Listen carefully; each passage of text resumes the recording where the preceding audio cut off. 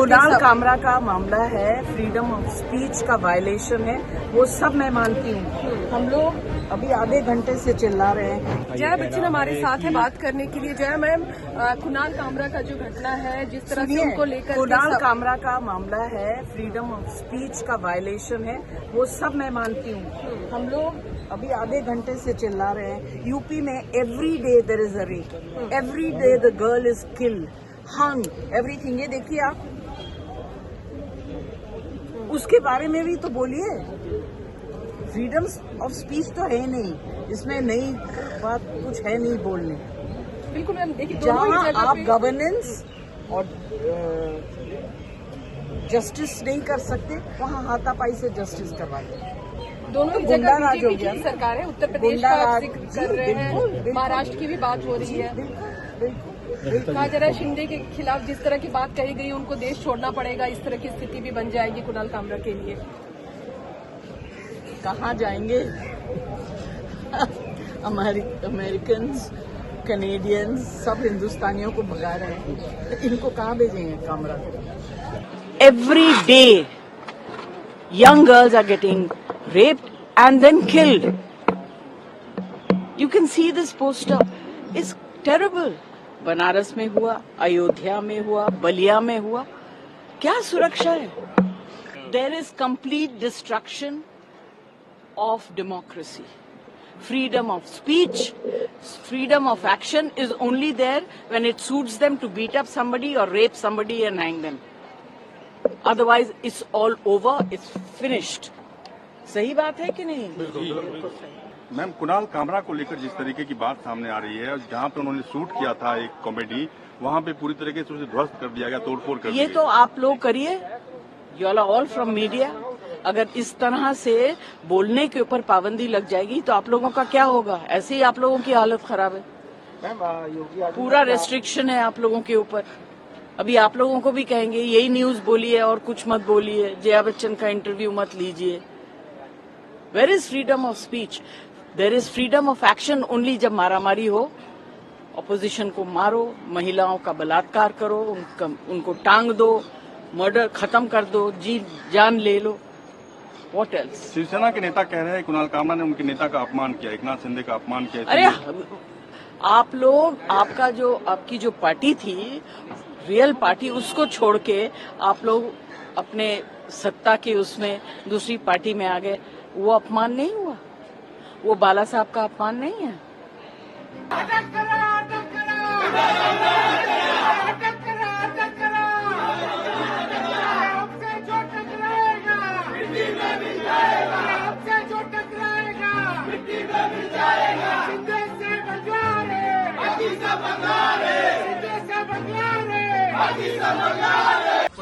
ये जो जिस प्रकार से स्टैंड अप कॉमेडियन कामरा, इन्होंने एक गीत के माध्यम से महाराष्ट्र के पूर्व मुख्यमंत्री और विद्यमान उप मुख्यमंत्री श्री एकनाथ शिंदे जी को अपमानित करने का प्रयास किया है, ये गलत है।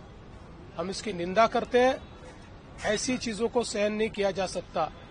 कामरा को मालूम होना चाहिए कि 2024 के चुनाव में जनता ने निर्णय कर दिया है कौन गद्दार है, कौन खुद्दार है। और स्वर्गीय शिवसेना प्रमुख, हिंदू हृदय सम्राट बाला साहब ठाकरे जी की विरासत ये शिंदे जी के पास है, इस पर जनता की मोहर लगी है। तो कोई स्टैंड अप कॉमेडियन खड़ा रहकर इस प्रकार से उनको गद्दार नहीं कह सकता। जनता ने दिखा दिया, जिन्होंने गद्दारी की, जिन्होंने बाला साहब ठाकरे के विचारों से गद्दारी की, उनको घर भेजने का काम ये जनता ने किया हुआ है। और मैं ये मानता हूं कि कॉमेडी करने का भी अपना अधिकार है, व्यंग कसने का भी अधिकार है। हमारे ऊपर भी चाहे जितना व्यंग कसिए, इसमें कोई किसी को दर्द नहीं है। लेकिन अगर जानबूझकर अपमानित करने का और इस प्रकार से इतने बड़े नेताओं को बदनाम करने का काम अगर कोई करेगा, तो मुझे ऐसा लगता है कि उसको सहन नहीं किया जाएगा।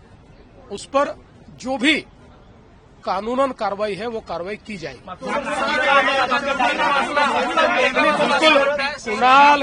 कुणाल कामरा इन्होंने माफी मांगनी चाहिए। वो जिस प्रकार से संविधान का फोटो दिखाकर ट्वीट कर रहे हैं, ये वही लाल संविधान है जो राहुल गांधी दिखाते हैं। ये राहुल गांधी का संविधान जो न राहुल गांधी ने पढ़ा है न कामरा ने पढ़ा है। ऐसे संविधान का फोटो निकालकर आपकी गलती को आप लेजिटिमेट नहीं कर सकते, क्योंकि इसी संविधान ने ये कहा है कि हरेक की स्वतंत्रता ये अक्षुण्ण है, लेकिन उस पर मर्यादा भी है। जब वो दूसरे की स्वतंत्रता पर आक्रमण करती है तो ऐसी स्वतंत्रता पर मर्यादाएं भी आती है। दूसरे की स्वतंत्रता पर, दूसरे के विचारों पर आप आक्रमण नहीं कर सकते। इसलिए राहुल गांधी का संविधान दिखाकर आप अपने कुकर्मों से नहीं बच सकते। रामदास अठावले हमारे साथ जुड़े हुए हैं। सर, लगातार शिवसेना के नेता शिंदे जी के ऊपर जो कामरा ने अटैक किया है उसको लेकर तोड़फोड़ और एफआईआर का सिलसिला चालू है। मुझे लगता है जो कामरा है, कामरा का मतलब गीतकार है, गायक है, उन्होंने मतलब जो गीत गाया है और उस गीत में उन्होंने उनको गद्दार वगैरह बोला है। एकनाथ शिंदे जी एक मिशन के आदमी है, बाला साहब ठाकरे जी के साथ वो रहे हैं और उन्होंने मतलब उद्धव ठाकरे ने गलती की कि उन्होंने बीजेपी के साथ आना चाहिए था, एनडीए के साथ आना चाहिए था। वो आए नहीं, इसीलिए एकनाथ शिंदे जी 2.5 साल के बाद हमारे साथ आए। उन्होंने गद्दारी नहीं की है, उन्होंने ईमानदारी की है। तो इसीलिए मतलब इसी तरह का गाने में उनका उल्लेख करना ठीक नहीं है।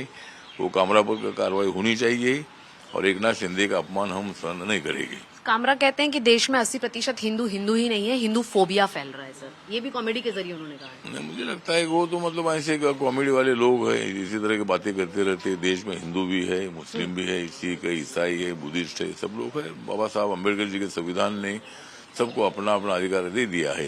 तो इसीलिए हिंदू ही नहीं ऐसा बोलना तो बेवकूफगिरी है। सर, नागपुर हिंसा के अंदर जो मुख्य आरोपी है फहीम, उसके घर बुलडोजर एक्शन चल रहा है। यूपी का एजेंडा अब महाराष्ट्र में भी दिख रहा है। मुझे लगता है कि जिस तरह उनका जो अनधिकृत कोई बांधकाम होगा तो उस पर बुलडोजर चलेगा। मतलब वो तो मतलब उन्होंने नागपुर का दंगा करने का प्रयत्न उन्होंने किया है। लोग शांति के मार्ग से मांग कर रहे थे कि औरंगजेब की कब्र को हटाना चाहिए, तो वहाँ उन लोगों ने मतलब प्लान करके इसी तरह का दंगा फसाद किया है। इसीलिए उनका जो इंक्रोचमेंट है या अनधिकृत बांधकाम इस पर बुलडोजर चलेगा और बुलडोजर चल रहा है। कुणाल कामरा ने जिस तरीके से महाराष्ट्र के उप मुख्यमंत्री और शिवसेना के मुख्य नेता श्री एकनाथ जी शिंदे के ऊपर घटिया टिप्पणी की है, एक बहुत ही घटिया पैरोडी बनाकर व्यंग्य के नाम पर वह कुछ नहीं उबाठा जैसी पार्टी के एजेंडा को आगे बढ़ाने का कार्य कर रही है। आप अपने राजनीतिक प्रतिद्वंदियों के ऊपर व्यंग्य बना सकते हैं, कोई दिक्कत नहीं है, लेकिन व्यंग्य बनाते समय उसकी एक मर्यादा का ख्याल रखना पड़ेगा। एकनाथराव शिंदे जी को कुणाल कामरा ने गद्दार कहा। गद्दार कोई तंज नहीं है, कोई मजाक नहीं है, कोई चुटकुला नहीं है, यह एक सीरियस एलिगेशन है, एक आरोप है और कोई भी आरोप मजाक नहीं हो सकता।